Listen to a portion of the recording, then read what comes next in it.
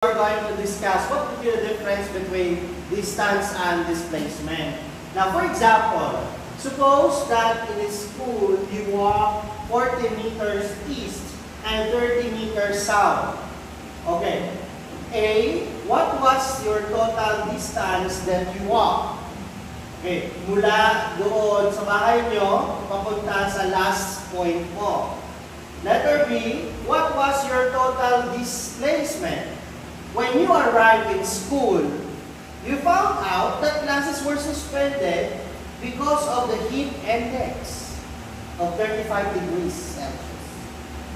So, letter C, what was the total distance you walked in going to school and go back home? So, that's our problem. Now, what is our solution? Now, for letter A, first, the question is, what was the total distance you walked? So what we're going to do is to know only the total distance. So we have 30 meters east, then you walk again, 40 meters east, then you walk again 30 meters south. So we have 30 plus 40 equals 70 meters. So what was your total distance? 70 meters. Next, letter B. What was your total displacement? When you arrived at school, oh no, there were no classes due to heat index. Then you go back again at home. Now, take a look at this. Letter B.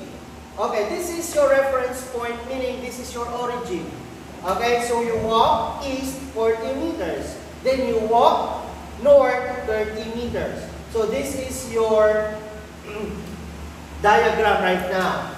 Okay, so nandito ka ngayon. Ang gagawin natin ngayon, kukunin natin yung displacement mo. So ang displacement, manggagaling dito sa point of origin until your last point.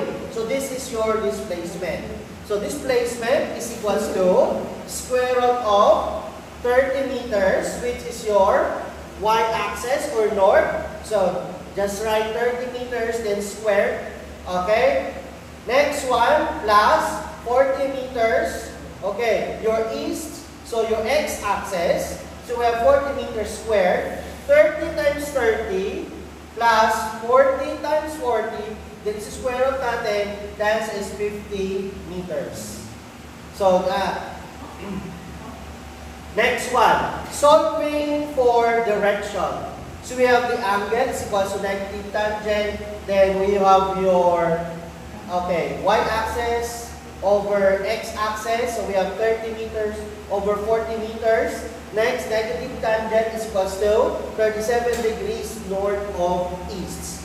Now, your total displacement for letter B is 50 meters, 37 degrees north of east. Now, for letter C, what was your total distance? Your total distance is 30 meters plus 40 meters. Hanggang dito, tapos bumalik ka sa bahay nyo nung nalaman mo na wala na palang pasok. So another 30 meters, then 40 meters, a total of 140 meters. That is for letter C. Next one, for letter D. What was your total displacement? Okay, so ulitin ko, mula dito, 40 meters east, naglakbay ka, then papunta ka ng eskwelahan, 30 meters north. Bumalik ka, 30 meters, bumalik ka, then bumalik ka ulit ng 40 meters, then nasa ka ulit, nandito ka na. Kaya ang displacement mo ay 0. Okay? Kaya Nanoy, cut na.